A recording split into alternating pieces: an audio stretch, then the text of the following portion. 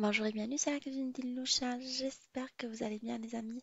Aujourd'hui je partage avec vous une recette de millefeuille turc sans pâte feuilletée, un millefeuille hyper facile, rapide à réaliser, croustillant à souhait, découvrons la recette ensemble.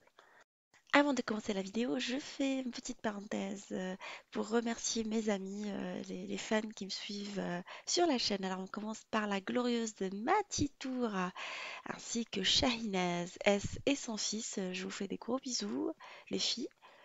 Cynthia Gala ainsi que Enori A. Fatima Sebi qui m'a suivi depuis mes débuts. J'avais encore même pas son abonné et il était là. Je te fais un gros bisou, ma belle. Nonobol, elle est toujours adorable avec ses petits messages sympathiques. Khadija Buisson, ma chère copine, je te fais un gros bisou également. Shorbert Laura et Ralialov Josine Van Liert. Et on n'oublie pas Francisca Fernandez et Mellouk Fatima. J'espère n'avoir oublié cette fois-ci aucune personne, mais de toutes les manières, je vous ferai des dédicaces spéciales si je trouve ça un minimum à votre égard. Et là, on va commencer la vidéo. On va commencer par préparer la crème pâtissière. Alors, je fais diluer dans l'eau de la poudre de crème pâtissière. Sinon, vous préparez une crème pâtissière classique. Bah, je trouve ça beaucoup plus pratique.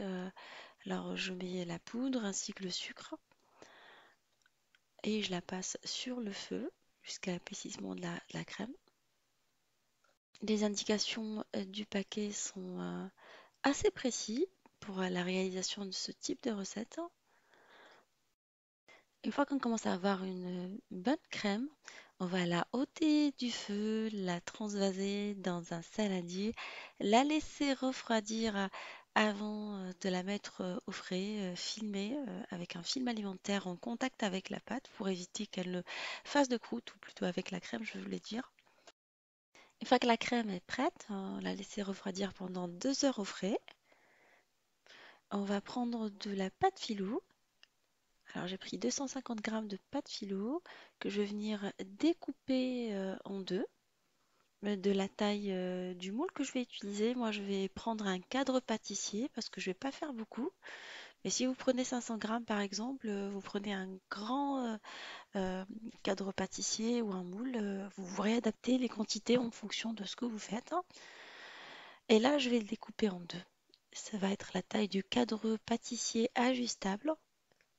Je trouve que ces cadres pâtissiers, c'est le bonheur, franchement. On s'adapte à la taille et ça évite d'avoir des chutes.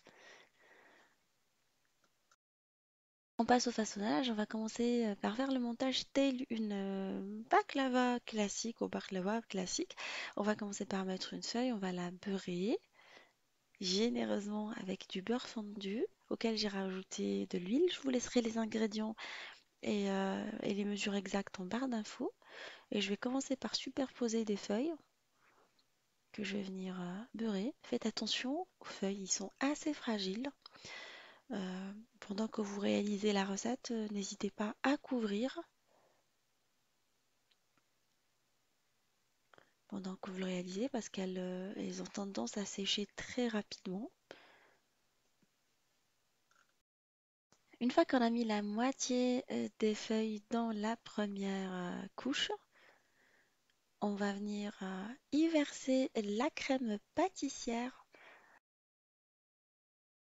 On va la répartir correctement sur tous les côtés, mais avant on va la mélanger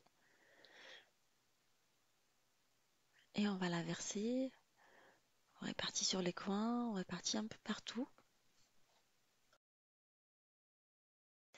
Et là, on va recommencer la même opération que tout à l'heure. On va venir recouvrir avec des feuilles de philo qu'on va venir rebeurrer. Comme je vous ai dit, la moitié en dessous, la moitié au-dessus.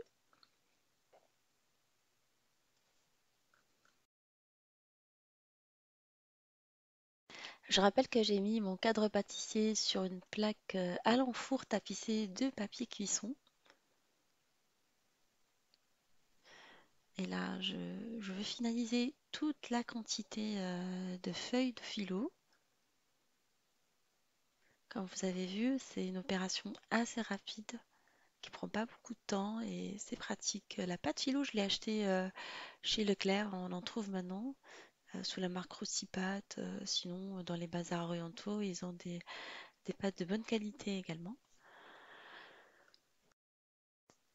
Une fois toute la quantité finalisée, je vais venir découper ma pâte selon la taille que je veux en fait. Vous faites des petites parts comme vous pouvez faire des grosses parts. Cette opération finalise la découpe à la fin de la cuisson.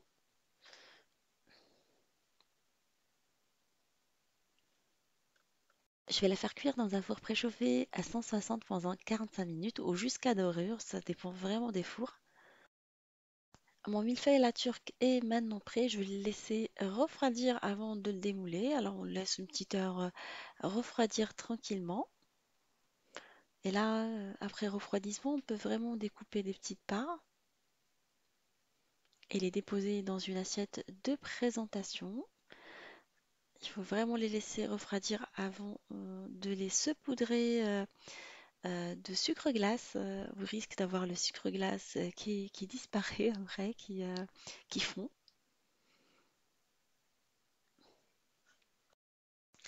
Et voilà, ma recette est maintenant prête. Elle est vraiment croustillante, à souhait, délicieuse avec un bon café. Je vous la conseille vraiment. Et vous avez vu le feuilletage, comment il est bien. L'essentiel, c'est de bien beurrer toutes les couches et respecter le temps de cuisson. J'espère que cette recette vous fera plaisir et fera des heureux chez vous, comme c'était le cas chez moi la semaine dernière. Je vous fais des gros gros bisous et je vous dis on se retrouve sur la cuisine de Nioucha avec des nouvelles recettes, un nouveau voyage culinaire et à bientôt!